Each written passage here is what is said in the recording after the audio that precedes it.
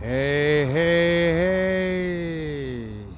Out here in this beautiful 200 Pro V Hughes craft, blue. It's got the top, the sides, the backdrop, the dual wipers, the window stop is right there. Anchor guard, so when you're pulling up your anchor, you don't scuff up the side of your boat.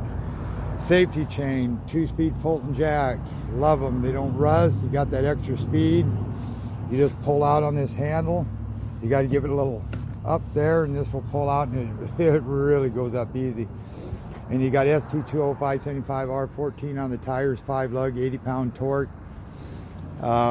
With the carrier, you got a top mount coupler. I did add brake fluid.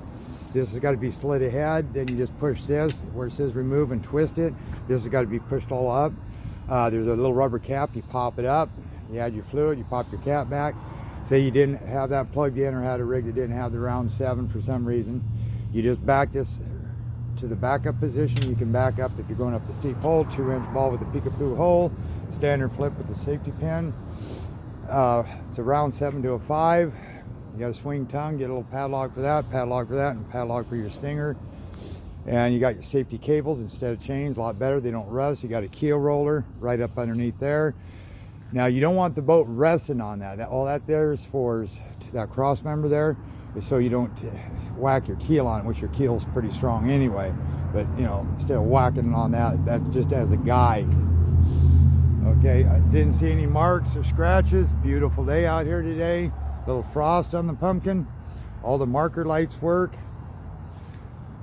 Galvanized torsion axles, 2 bunks with slicks. That's up underneath. Chine guides. You got your chine guide, so it rubbed on that instead of the side of the boat to mark it up. You got downrigger pads. You got a swim step with, or deck, little one, with a 2-step. It actually could be called a 3, 1, 2, 3. And then that folds down so you can get in and work out the back.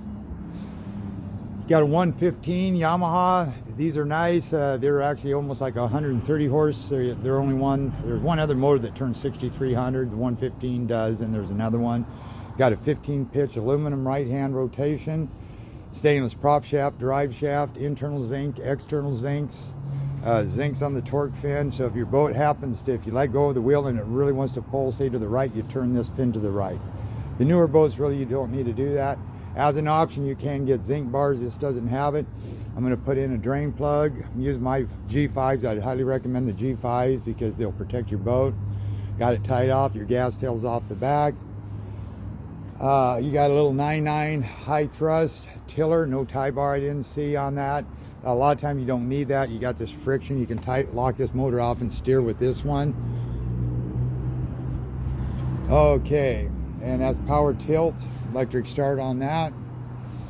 And what I liked about this boat, and this is a 2019 and it is sold, it's got a 94-inch bottom on the bottom. It has gas, non-ethanol in it, I believe. And you also 72-inch bottom. I'm sorry, I don't know where I got the 94 at. Oh, the beam is 94. And then you got, yeah, that makes sense, 72, and then the gauge is 0.100 or 0.190 on the gauge, and then 100 on the sides at 32-inch high sides. You got a 14 degree in the rear, 15 mid, 30 up front on the degrees of the rise. You got sleeper seats. I'll show you that here in a minute. You got a 48-gallon tank, 8 people, 1,820 pounds. I think dry weight on this thing is 1925. That's dry weight, not counting gas and motors. So that's a little bit of history there. And then you got your primer bulbs here. I checked everything out and everything seems like it works. They went ahead and silicone that. Then I'll get in here. There's no wash down. Not a big deal. And again, you can pop this, this drops. And ventilation for your fuel. Your single battery got auto bilge pump, which is good. 10 micron Yamaha. Change that once a year. They need to clean out the back of this. Get all those leads. And every cavity in this boat is foam filled. So they are recoverable. There's your battery switch right underneath there. And then this here, if you want to, you can just snap right up to here and keep that up. A lot of times I do that initially. So when I put this in the water, first thing I do when I back it in, I look down there to make sure that it does have an auto build. So if you back this thing in and you hear water coming out and it's still on the trailer, you can pull it on out. And plus on this one here, if you had to, you could carry another plug and you could plug it from the inside. But say you couldn't, you could pull this thing out while it was still on the trailer. And then say you didn't hear that water coming out. If you parked your truck, you came back, this was up, you look down there, you see you had water in here, you could hurry up and put that drain plug in there, then your bilge pump will pump the rest of it out. These are sleeper bed conversions.